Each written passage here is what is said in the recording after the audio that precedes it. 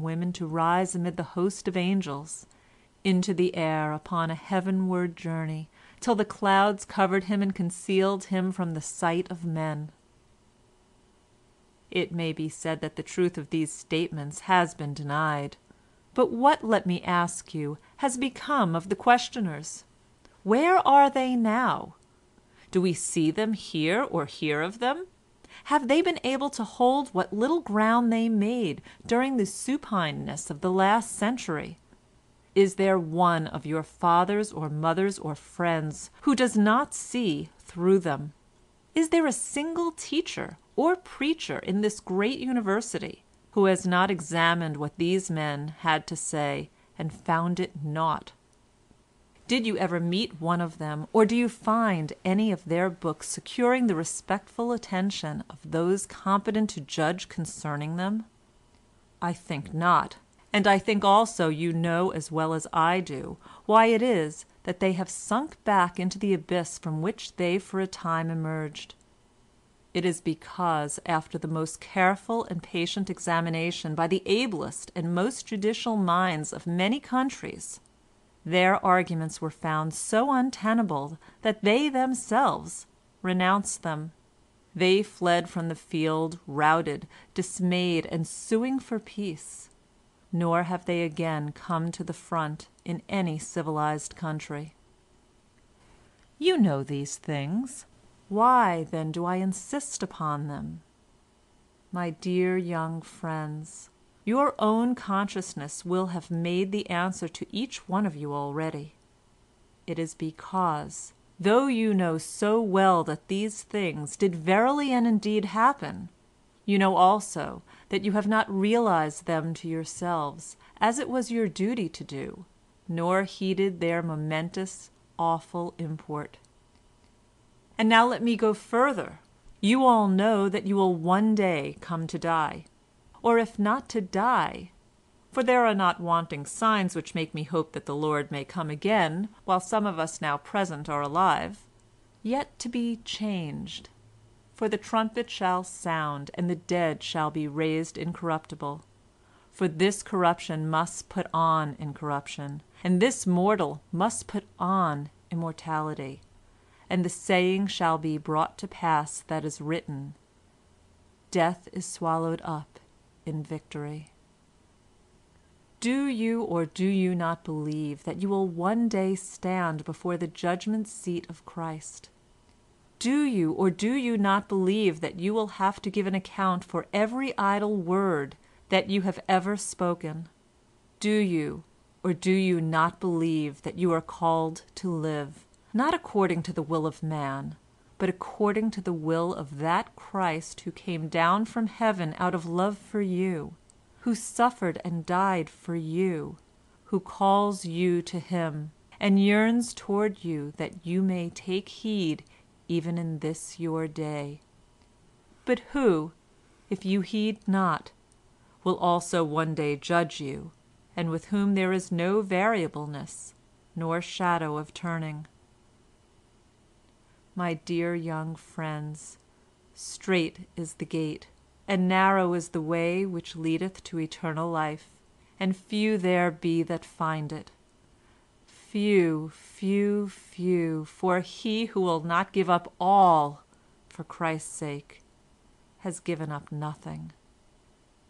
If you would live in the friendship of this world, if indeed you are not prepared to give up everything you most fondly cherish, should the Lord require it of you, then, I say, put the idea of Christ deliberately on one side at once. Spit upon him, buffet him, crucify him anew, do anything you like, so long as you secure the friendship of this world while it is still in your power to do so.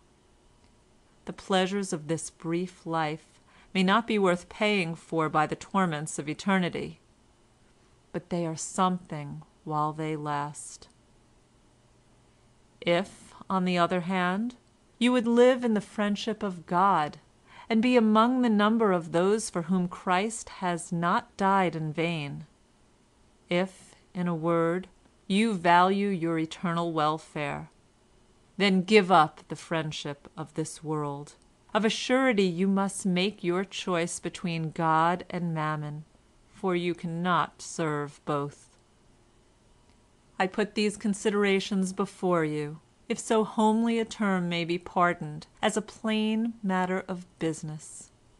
There is nothing low or unworthy in this, as some lately have pretended, for all nature shows us that there is nothing more acceptable to God than an enlightened view of our own self-interest. Never let any one delude you here. It is a simple question of fact. Did certain things happen, or did they not? If they did happen, is it reasonable to suppose that you will make yourselves and others more happy by one course of conduct or by another? And now let me ask you what answer you have made to this question hitherto. Whose friendship have you chosen? If, knowing what you know, you have not yet begun to act according to the immensity of the knowledge that is in you, then he who builds his house and lays up his treasure on the edge of a crater of molten lava is a sane, sensible person in comparison with yourselves. I say this as no figure of speech or bugbear with which to frighten you, but as an unvarnished, unexaggerated statement which will be no more disputed by yourselves than by me. And now Mr. Hawke, who up to this time had spoken with singular quietness, changed his manner to one of greater warmth, and continued, "O my young friends, turn, turn, turn now while it is called today. Now from this hour, from this instant, stay not even to gird up your loins. Look not behind you for a second, but fly into the bosom of that Christ who is to be found of all who seek him, and from that fearful wrath of God which lieth in wait for those who know not the things belonging to their peace. For the Son of Man cometh as a thief in the night, and there is not one of us can tell but what this day his soul may be required of him. If there is even one here who has heeded me," and he let his eye fall for an instant upon almost all his hearers, but especially on the earnest set, "I shall know that it was not for nothing that I felt the call of the Lord, and heard as I thought a voice by night that bade me come hither quickly, for there was a chosen vessel who had need of me." Here Mr. Hawke ended rather abruptly. His earnest manner, striking countenance, and excellent delivery had produced an effect greater than the actual words I have given can convey to the reader. The virtue lay in the man more than what he said. As for the last few mysterious words about his having heard a voice by night, their effect was magical. There was not one who did not look down to the ground, nor who in his heart did not half believe that he was the chosen vessel on whose especial behalf God had sent Mr. Hawke to Cambridge.